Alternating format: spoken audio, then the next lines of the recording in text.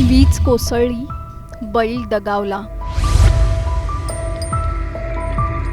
शेतकऱ्यानं पत्नीलाच नांगराला जुंपलं.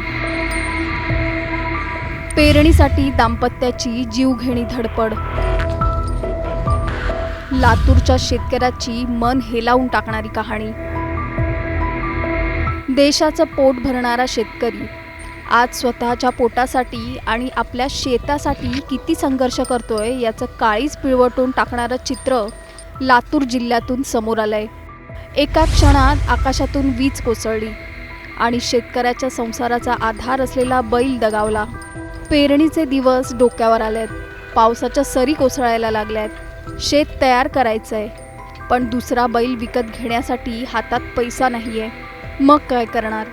या प्रश्नाचं उत्तर शोधताना एका शेतकऱ्यावर अशी वेळ आली की दुसऱ्या बैलाच्या जागी त्याने स्वतःच्या पत्नीलाच नांगराला जुंपलं. ही कुठल्या चित्रपटातली कथा नाहीये. ही महाराष्ट्रातल्या एका अन्नदात्याची खरी कहाणी आहे. एकीकडे शेतीच्या आधुनिकीकरणाच्या घोषणा केल्या जात आहेत, तर दुसरीकडे एका शेतकऱ्याच्या पत्नीला बैलाची जागा घ्यावी लागते. नेमकं काय घडलंय आणि या कुटुंबावर अशी वेळ का आली, पाहूयात या सविस्तर रिपोर्टमधून. त्यासाठी हा व्हिडिओ शेवटपर्यंत पहा आणि टाइम्स नाऊ मराठीला लाईक, फॉलो आणि सबस्क्राईब करा. लातूर जिल्ह्यातील देवणी तालुक्यातलं बोंबळी बुद्रुक हे छोटंसं गाव. याच गावात राहतात काशीनाथ पुंडलिक गायकवाड, सामान्य शेतकरी. कष्ट हाच ज्यांचा धर्म आणि शेती हाच उदरनिर्वाहाचा एकमेव आधार. काही दिवसांपूर्वी या परिसरात जोरदार वादळी पाऊस झाला आणि अचानक आकाशातून वीज कोसळली. या विजेच्या तडाख्यात काशीनाथ गायकवाड यांच्या 2 बैलांपैकी एक बैल जागीच दगावला. ज्यांच्या आधारावर शेती चालत होती तोच आधार एका क्षणात हिरावला गेला. आधीच आर्थिक अडचणी, त्यात पेरणीचा हंगाम तोंडावर. शेत तयार करायचं, जमीन नांगरायची, पण त्यासाठी लागणारा दुसरा बैल नियतीनं हिरावून नेला. नवीन बैल खरेदी करण्यासाठी हजारो रुपयांची गरज होती, पण काशीनाथ गायकवाड यांच्याकडे तेवढे पैसे नव्हते. दिवस पुढे जात होते. पेरणीची वेळ जवळ येत होती आणि अखेर या दाम्पत्याने एक कठोर निर्णय घेतला. नांगराला एका बाजूला बैल आणि दुसऱ्या बाजूला स्वतः काशीनाथ गायकवाड यांची पत्नी.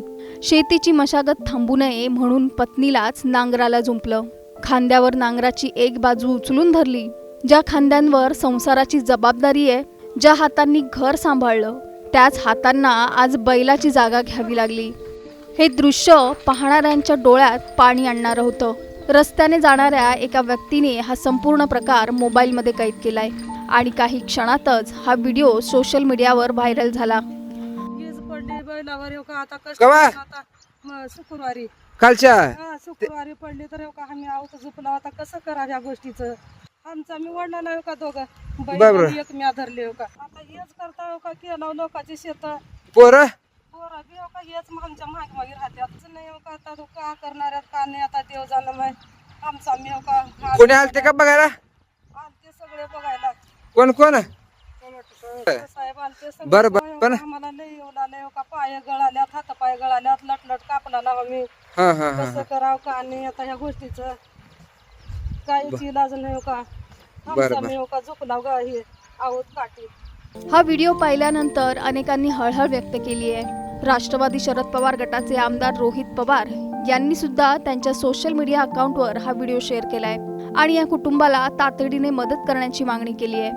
लातूरच्या शेतकऱ्याचं हे एक फक्त उदाहरण आहे, पण आज अनेक शेतकरी नैसर्गिक आपत्ती, कर्जबाजारीपणा आणि साधनांच्या अभावाशी झुंज देत आहेत आणि जेव्हा संकट येतं तेव्हा त्यांच्याकडे पर्याय उरत नाही. देशाला अन्न देणाऱ्या शेतकऱ्याची ही अवस्था पाहून अनेक प्रश्न निर्माण होतात. ज्याच्या कष्टावर संपूर्ण देशाचं पोट भरतं त्याला संकटाच्या वेळी आधार का मिळत नाही?